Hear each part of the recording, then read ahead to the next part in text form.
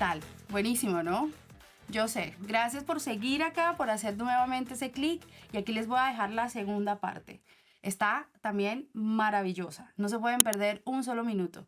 Ya saben, @TQH Podcast Call en Instagram y en Facebook. Seguimos hablando porque tenemos que hablar. Al principio del gobierno Petro, él envió señales tanto a los mercados, a la economía y al mundo que iba a ser un gobierno moderado. Nombra en el Ministerio de Hacienda a un hombre como el ministro Campo, académico, respetado, y con eso se tranquilizaron los mercados. Dijeron, hombre, llega un tipo que sabe de esto es un adulto mayor, esto es un adulto responsable. Llegó al Ministerio de Agricultura Cecilia López, una liberal con visos de izquierda, pero una persona que siempre ha sido sensata. Llegó al Ministerio de Educación Alejandro Gaviria, alguien que había sido ministro del gobierno de Santos, fue ministro de Salud, y llegaron unos ministros con, digamos que un perfil moderado, pero creo que fue simplemente una fachada para luego destapar la verdadera intención. Y hoy los ministros del presidente Petro, en su gran mayoría, son unos militantes. Son militantes, son personas que tienen un sesgo ideológico muy marcado. Y entre esos está el presidente de Ecopetrol, que si bien es cierto no ha sido un militante de la izquierda tradicional, pues evidentemente eficaz no ha sido, porque lo que tenemos hoy es una empresa convertida en un verdadero desastre. Yo creo que yo, sin conocer, sin distinguir siquiera cuál es la gasolina corriente y cuál es la extra, creo yo que haría un mejor papel en la presidencia de Ecopetrol sin tener ningún conocimiento que el señor Roa, que lo que ha venido haciendo es bajando la acción de Ecopetrol hasta los niveles históricos más bajos, y que se haya presentado situaciones como que en la última asamblea de accionistas lo abuchearan. Eso nunca se había visto en Ecopetrol, porque Ecopetrol se había cuidado de llevar un gobierno corporativo. El expresidente de Ecopetrol, el que antecedió a Roa, Felipe Bayón, era un tipo que no tenía sesgos políticos, que llegó en el gobierno de Santos y pasó en el gobierno de Duque, que eran agua y aceite, y siguió sin ningún problema, porque era un gobierno corporativo, porque digamos que en Ecopetrol allí no anteponían los intereses políticos, sino los intereses de país, porque saben que Ecopetrol es el tubo madre que irriga todos los recursos para los programas sociales de este país. Petro se irá el 7 de agosto, pero la situación que deja, o en la situación que deja Ecopetrol, es absolutamente lamentable, y se necesitarán muchos años para que esa empresa se recupere, porque aquí estamos hablando que un tema de exploración petrolera no se hace de la noche a la mañana. Eso no es Eso no es un switch que tú subes y bajas. total, o sacas una servilleta y ven aquí, vamos a firmar esto y dale para adelante. No, esto es un tema mucho más complejo que pues, incluye credibilidad, incluye pólizas, incluye una serie de cuestiones jurídicas que hay que revisar, porque nadie viene a un país a explorar si no cuenta con la seguridad jurídica, que no le cambien las reglas de juego, que no venga un loco diciendo que aquí está prohibido esto y prohibido aquello, y que se convierta más en un presidente de una ONG ambientalista que en un jefe de Estado que sabe que esos recursos, si son extraídos con responsabilidad, lo va a repercutir al país en buenos, pero digamos que ingreso económico para poder irrigar los programas sociales. Es que necesitamos la plata. Y hoy más que nunca. Hoy sí que la necesitamos. Es morirse de hambre con la nevera llena. Sí, sí, y sin llave. O sea, no está asegurada. Así es. Mira, yo sé que pareciera que somos antipetristas. Yo no soy anti Sí, se nadie. nota. Yo no soy anti nadie. Ajá. Yo creo que soy sensata. Sí. ¿Sabes? Soy como, porque no me voy ni por el uno, ni, o sea, no soy de endiosar a nadie, ni esos fervores y no, no. Yo me considero una persona, o me gusta creer que soy una persona sensata.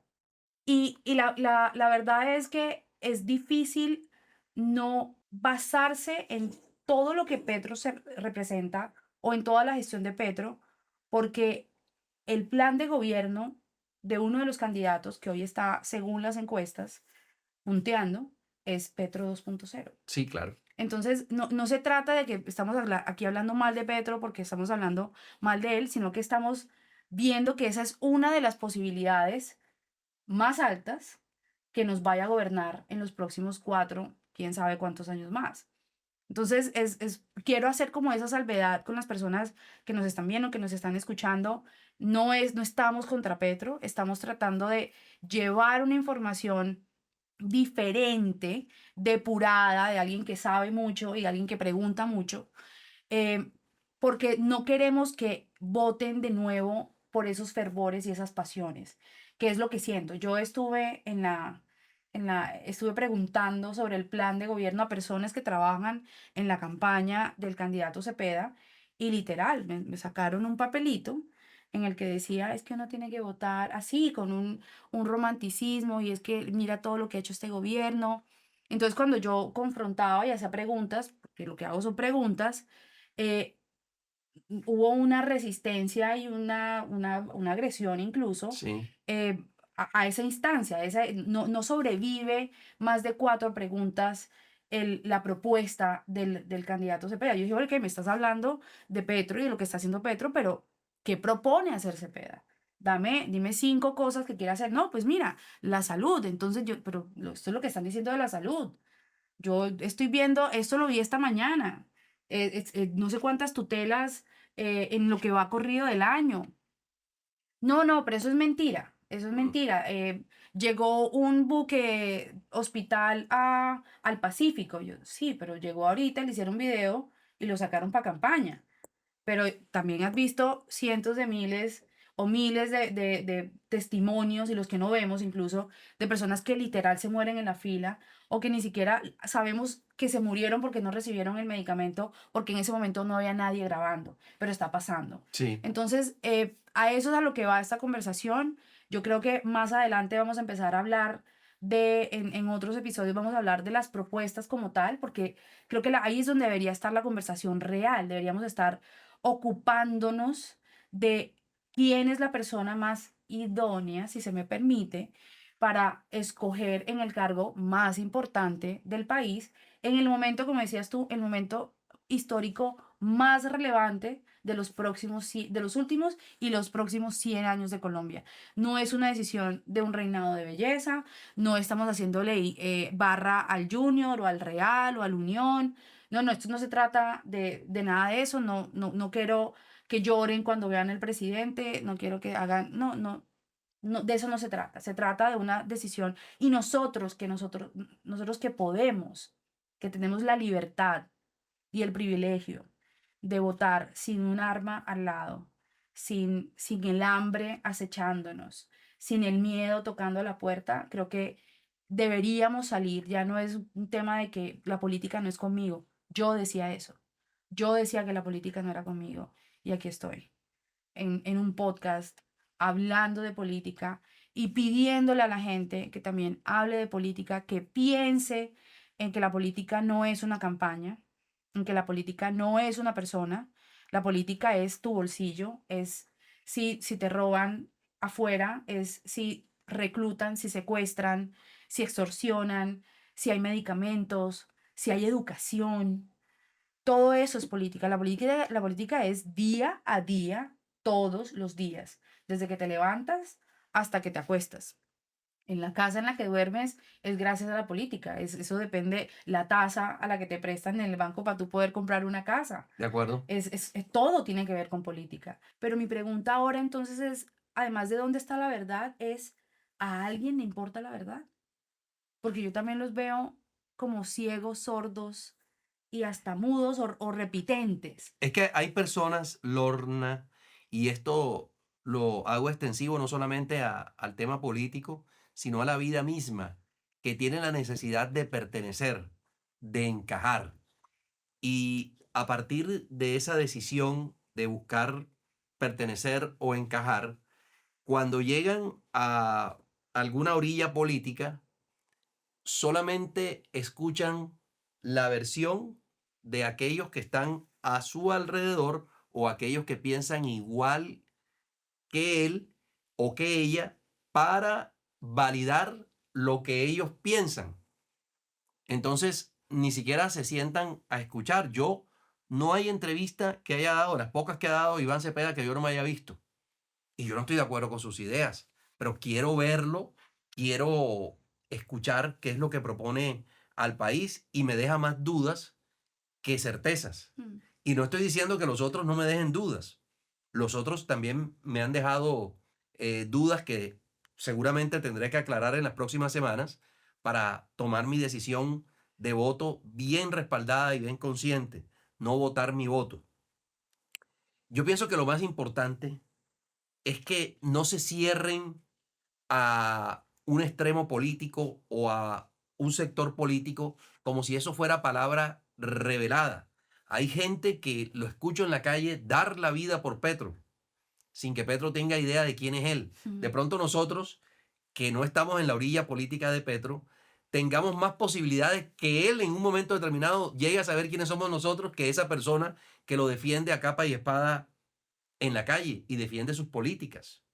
Y yo no estoy diciendo que convertamos esto en una lucha fratricida, porque esto es un país y el presidente que llegue el 7 de agosto, presidente o presidenta, tendrá que gobernar para todos, para los que votaron por Así él o por es. ella y a los que no votaron. Es el presidente o va a ser la presidenta de todos los colombianos. Y por esa misma razón, nuestro voto tiene que ser cada día más aterrizado y Sí. consciente. Así como usted se la pasa haciendo scrolling en las redes sociales y no se cansa de ver los chistes de los cartageneros, los consejos de fitness, de los expertos en fitness, los consejos de fulanito y de perencejito, la vida de las Kardashian, los realities insulsos que hay ahora, los 50 realities insulsos, y qué dijeron de el último grito de la moda en no sé quiéncito. Así también usted puede dedicarle 2, 3 minutos de su vida a entrar al portal web de cada uno de los candidatos y revisar por lo menos los temas que a usted le interesan. ¿Qué propone en los temas que a usted le interesan? Así es. En generación de empleo, en educación, en economía, en salud. Métase allí y revise las propuestas. Véalo en las entrevistas. Revise qué ha hecho digamos que desde el momento en que incursionó en la política hasta ahora. ¿Cómo ha sido su vida? ¿Cómo es su familia? Eso es muy importante. Eso es muy importante. ¿Cómo es la familia del candidato o la candidata?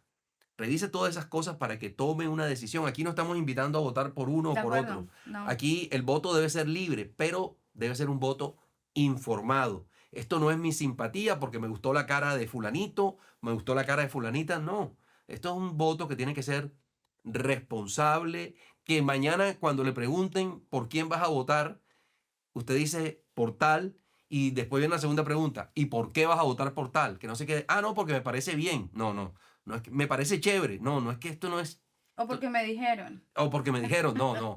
Váyase al programa de gobierno, revise lo que ha hecho, si ha construido algo en su vida, para que tome una decisión. Porque, repito, le vamos a entregar muchas cosas al próximo presidente o presidenta y esto es una responsabilidad en donde usted como ciudadano está firmando un cheque en blanco, un pagaré en blanco y una carta de instrucciones diciéndole vaya y maneje a este país. Y así como puede haber un buen manejo, así también nos podemos estrellar. Y esa casa que usted tiene hoy puede costar menos.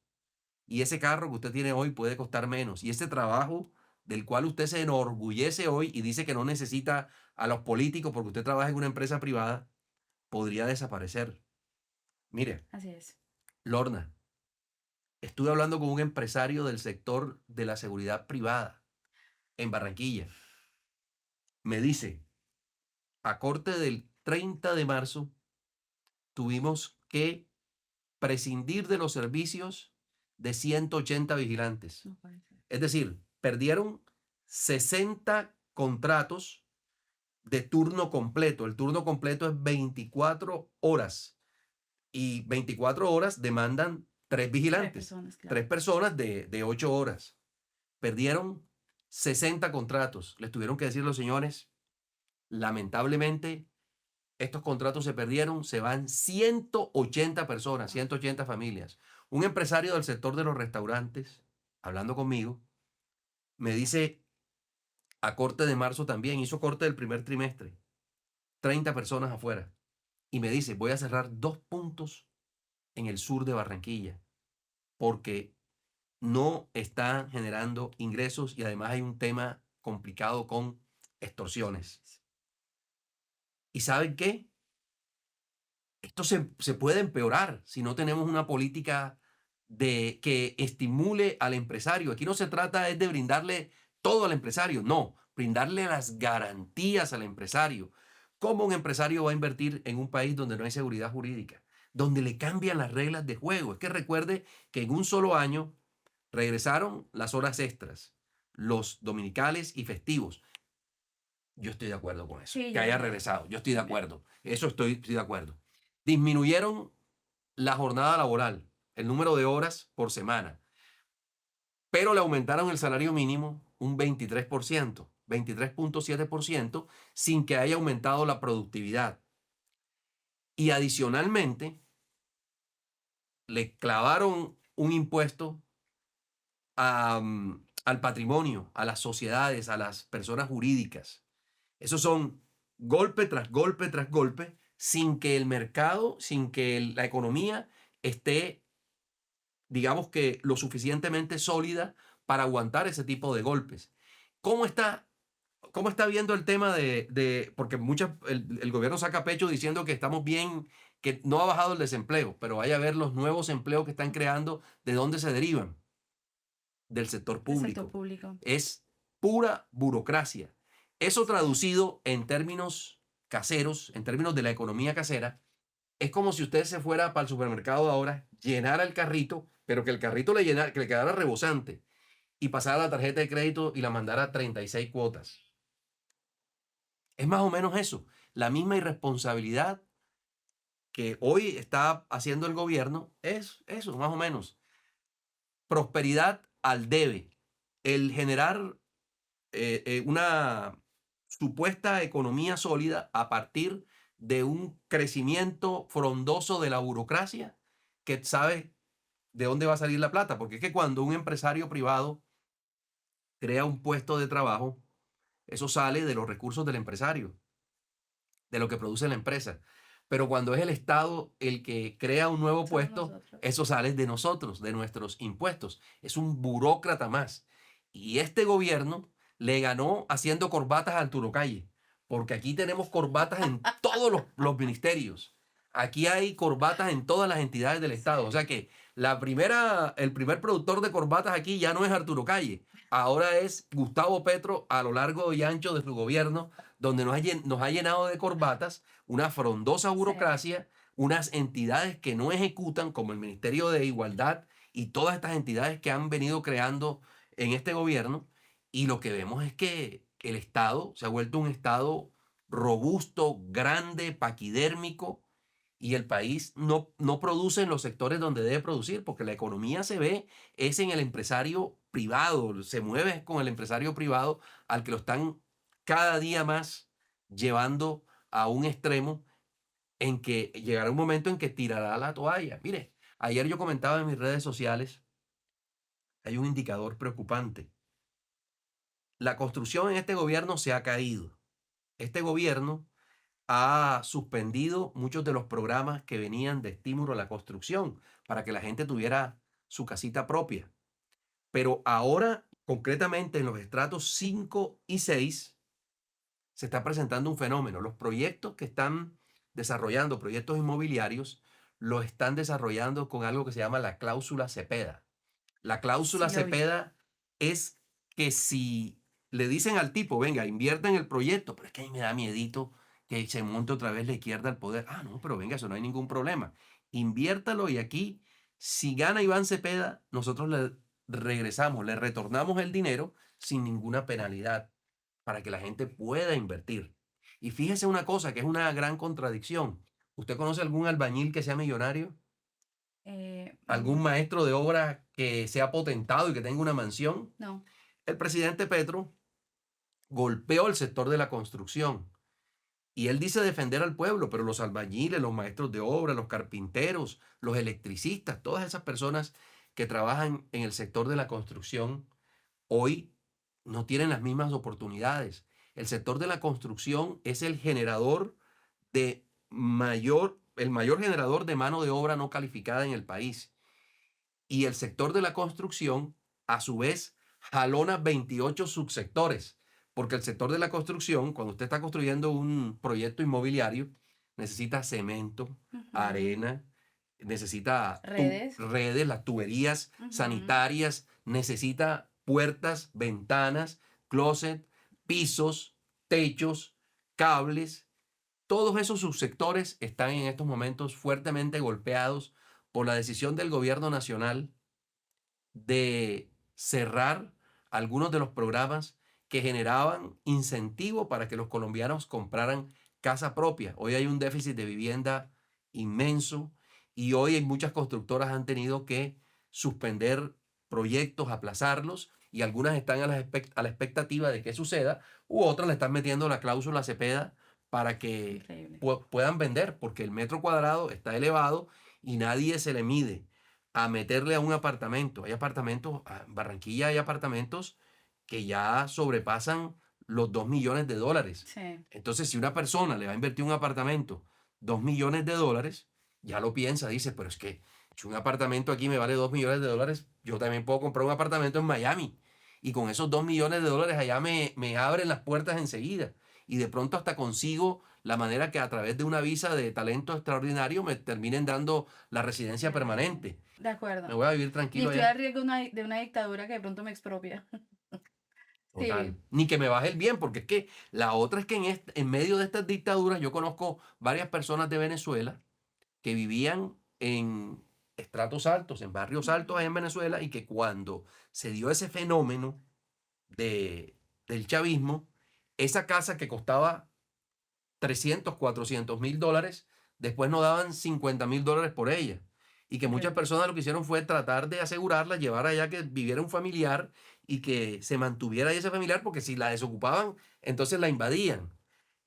Así Eso es. es lo que no debe suceder acá en Colombia. La propiedad privada debe ser eso, propiedad privada y se le debe garantizar a las personas. Aquí han tratado de convertir cada falencia, cada necesidad en un derecho. Y a mí me parece que eso hay que revisarlo, porque si bien es cierto, hay personas que necesitan que le entreguen una oportunidad, más Así que un es. subsidio, una oportunidad, decía el expresidente de Estados Unidos, Ronald Reagan, republicano por cierto, decía que el mejor subsidio es un empleo. Entonces lo que hay que crear es condiciones adecuadas para que el inversionista, el empresario, cada vez le meta más inversión a esto, más platica a esto, genere más empleo, genere prosperidad, pero no vía Estado. A mí me gusta que hayas tocado el tema de las empresas, porque yo amarro empresas y emprendimiento. Esta es una de las palabras o uno de los sectores que han villanizado en la narrativa pues del pacto histórico, el presidente y Cepeda. El tema contra los empresarios. Óyeme, un empresario puede ser alguien de una ferretería. O sea, en términos reales, duros y puros, un empresario es alguien que tiene una empresa. Sí, sí, es que Y mira, no tiene que ser una multinacional, no Lorna, todos son triple millonarios. Lorna, No, mira, esto te lo voy a llevar a cifras concretas. El 85% del tejido empresarial en Colombia, es decir, de la gente que tiene empresa en Colombia, es personas que tienen la panadería en la esquina, claro, que tienen uno o dos empleados, que tienen una droguería.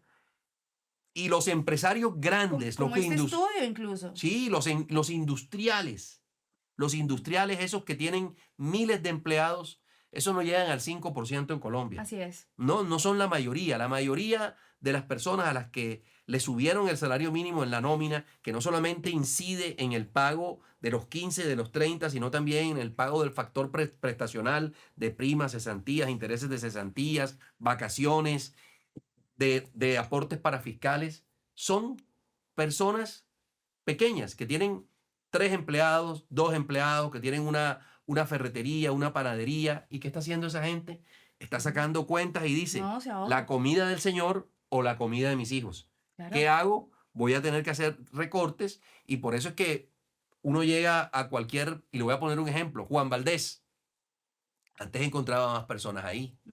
En una sola sucursal estuve hablando con una de las chicas y me dijo, "Ay, de aquí nada más sacaron 2. Del de arriba sacaron 2". Entonces, la pregunta es, ¿no era entonces un regalo envenenado el aumento del salario mínimo del 23.7%? Sí lo era. En mi caso, yo lo que digo, que los trabajadores merecen más, sí merecen ganar más, Sí, pero primero tiene que haber las condiciones económicas para que haya un crecimiento y luego con base ya en todo ese entorno económico favorable, tomar la decisión. Usted lo que no puede es pensar en un viaje a Europa cuando no tiene ni siquiera para pagar el agua o pagar la energía y no tiene para el mercado, no tiene para la comida. O sale irresponsablemente y pasa la tarjeta. Compré el viaje a Europa. Nos vamos a vivir como ricos. Pero fíjese la irresponsabilidad. Es lo que está pasando total, aquí. total. Y lo que yo siempre he dicho, cuando un presidente aumenta el 23.7%, él sale y se lleva los aplausos. Pero el que paga es el empresario. Porque Petro no tiene empleados. Los empleados del Estado no los paga Petro, los pagamos nosotros a través de nuestros impuestos. Entonces ahí viene, digamos que lo injusto de esto. El empresario es el que se lleva los nojodazos, pero los aplausos se los lleva el que no tiene que sacar la plata. Así es. Qué paradójico, ¿no? Es completamente, ahí sí me parece hasta injusto, me parece ruin, porque eso es algo que alguien como él sí sabe. Sí, Y claro. es algo hecho con dolo, como dirían Total. los abogados. El tema del empresario y del emprendedor, ya llevándolo también a la cultura costeña y de hecho al colombiano. El colombiano yo creo que por mayoría somos perrencudos, ¿sabes? Como que Rebuscadores, echados para rebuscadores, adelante. juepucha, eso resolvemos, le Sí, encontramos sí. la comba a 7 No nos palos, varamos. no nos varamos.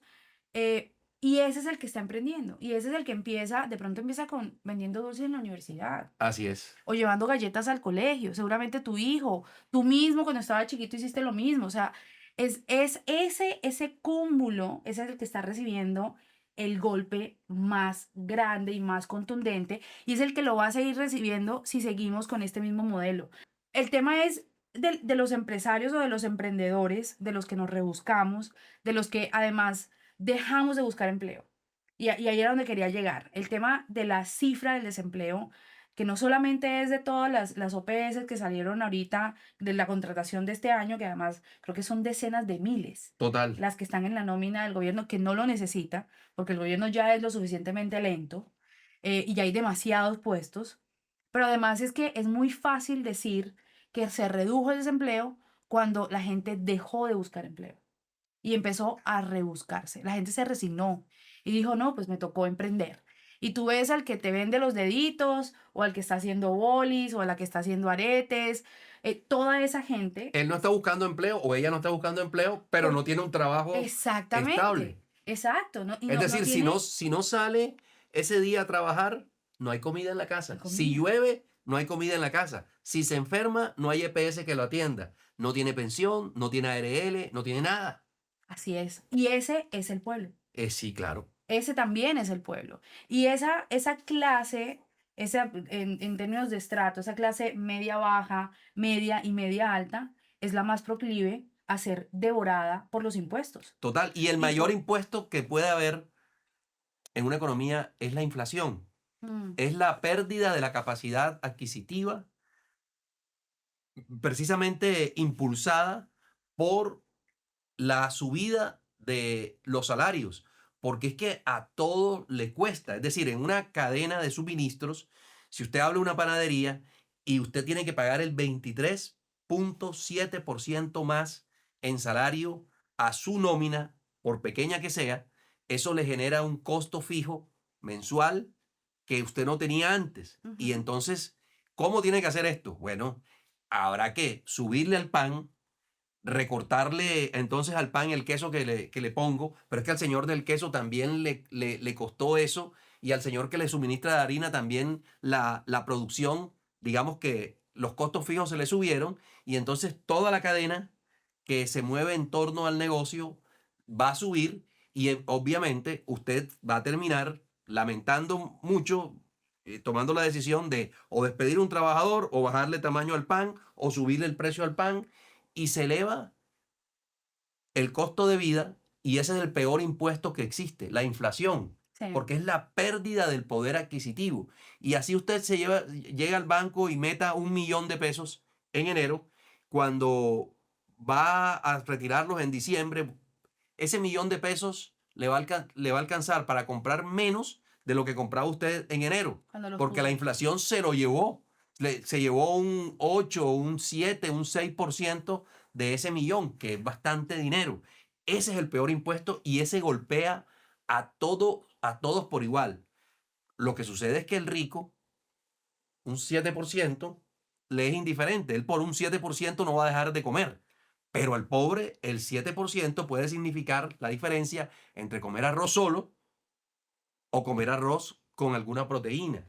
Sí. Entonces, a eso es a lo que vamos, el doble rasero, el doble discurso de yo estoy con el pueblo, pero estás tomando la economía y llevándola de una manera tan irresponsable que los que finalmente van a pagar los platos rotos van a ser muchas personas que están siendo despedidas y yo no conozco vigilante rico y yo no conozco mesero que sea millonario y todos los que están siendo despedidos en estos momentos en las empresas formales son personas del pueblo a pueblo, como consecuencia de esto que está sucediendo, de una economía que no crece y de unos compromisos laborales que sí están creciendo.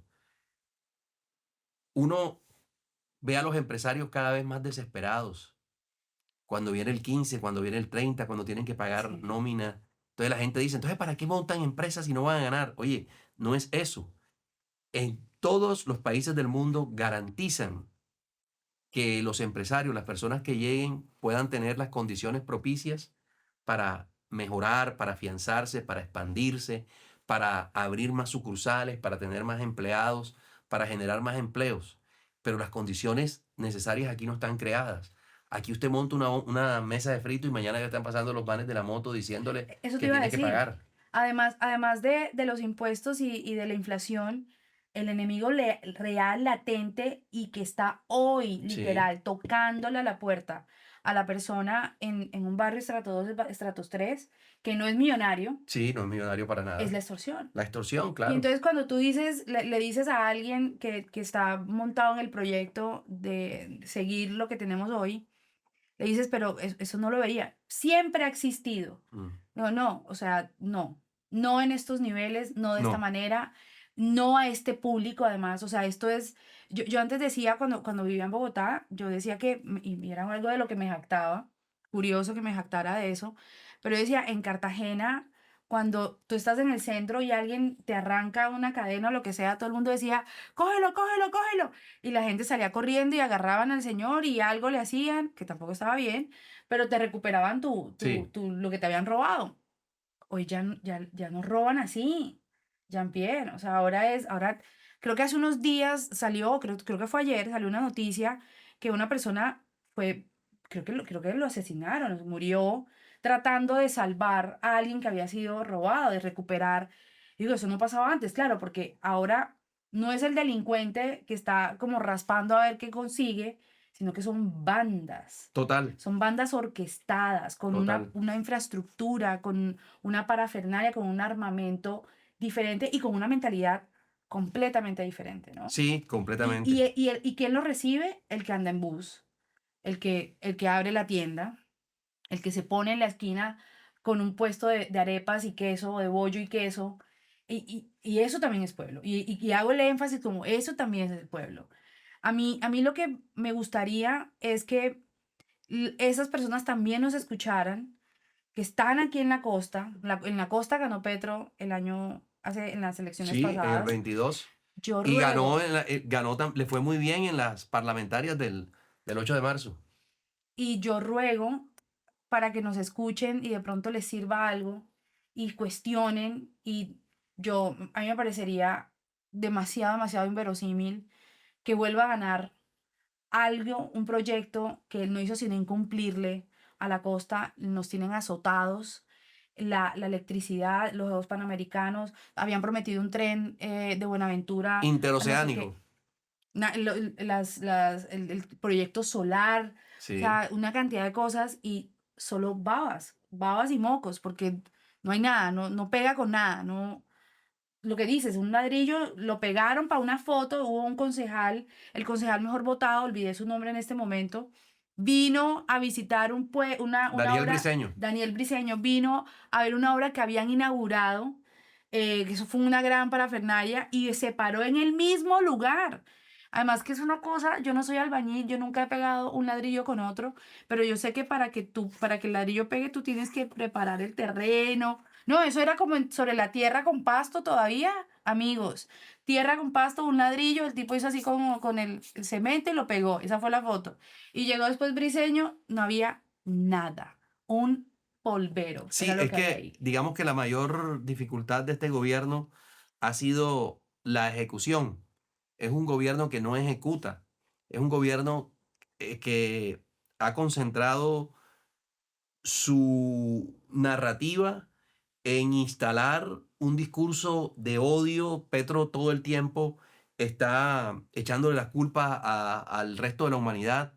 Utiliza su cuenta de Twitter donde instiga a una Sí, parte de la población a que sea incluso violenta sí, y que esa parte de la población no atiende las razones sensatas ni las voces de los expertos, porque ellos los tildan enseguida de enemigos de Petro y enemigos del pueblo. Y evidentemente en eso nos hemos pasado 4 4 años. años. 4 años, todas las cifras en el país en materia de seguridad indican que estamos peor que hace 4 años.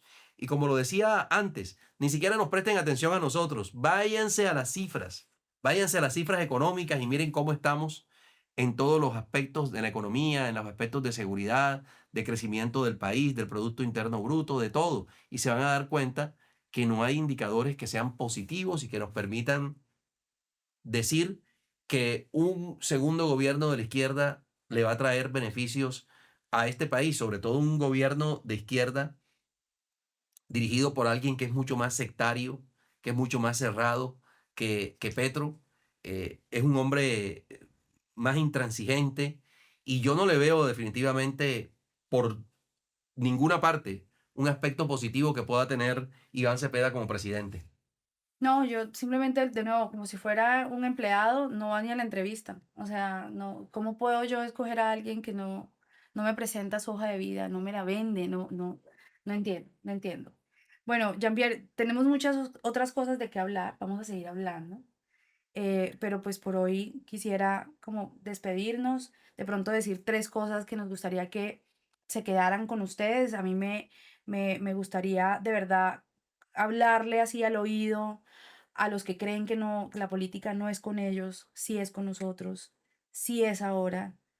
Un voto 50. Por favor, que podamos contar y sumar con el tuyo. Ojalá no por la izquierda. Esa es como la única condición. Esa es la única condición que puedo decir yo toda ilusa y como atrevida. Pero, y también pensemos que no se trata de enemigos. Yo creo que el también tomar un poco de distancia de esos fervores y hedores de los poros, me encantaría que dejaran de tirarse también los candidatos entre sí, harían el trabajo democrático mucho más fácil. Em, no se trata de buscar a un redentor, a un salvador, o a un profeta, o a un... No, es un empleado. Veámoslo como un empleado y salgamos a votar y pensemos en serio en 100 años atrás, de pronto no 100 años adelante, porque no todos tenemos la capacidad, pero por lo menos 10 años adelante, que tu empresa va a prosperar, tu trabajo se te va a acabar, tu hijo vas a tener miedo de que salga a la calle, vas a entregar las llaves, como decías tú, vas a entregar las llaves, ¿a quién? Esas serían como las cosas que me gustaría que se llevaran en oído y en pecho. Totalmente, Lorna. Primero que todo, gracias por esta invitación, gracias por permitirme compartir contigo la preocupación del país, la preocupación que tenemos sobre el país y la gran responsabilidad que atañe este proceso electoral. El día de las elecciones usted tiene dos opciones. Se queda en su casa entrepiernado viendo Netflix, se queda en la cama disfrutando del descanso o le entrega la posibilidad a la democracia de fortalecerla a través de su voto. No nos quedemos en la casa. Netflix se puede ver cualquier domingo, pero un proceso electoral como este, de la importancia que tiene este proceso electoral, amerita que usted como ciudadano tenga la responsabilidad por usted, por sus hijos, y si no tiene hijos, por su familia, por los suyos, por sus amigos, por sus sobrinos, por el futuro de este país. Hombre, levantarse e ir a las urnas, acuda, vote conscientemente y hágalo desde el punto de vista de la responsabilidad, de lo que decíamos ahorita, un voto informado, un voto estructurado, un voto que no responda a pasiones, un voto que no responda a la cara positiva o bonita de un candidato o de una candidata, sino que lo haga bajo el convencimiento que va usted a tener un mejor país al votar por esa persona. Ese sería el mensaje. Maravilloso. Y Dios permita que tengamos en este país democracia, separación de poderes, un gobierno respetuoso y que podamos acudir a las urnas. También el año entrante, porque el año entrante hay elecciones Ay, locales sí, y sigamos eligiendo, digamos que en democracia, que es lo que necesitamos y que no nos vayamos a convertir en una de estas repúblicas bananeras que hemos tenido a lo largo de Latinoamérica y que tanto sudor y lágrimas le ha sacado a la gente. así es. Así es. Jean-Pierre, me encantó. Muchas gracias. Lo vamos a volver a tener una y otra y otra y otra vez hasta que se aburra. Bueno, muchas gracias. Nos siguen, por favor, en TQH Podcast Call en Instagram y en Facebook. Yo soy Lorna y tenemos que hablar.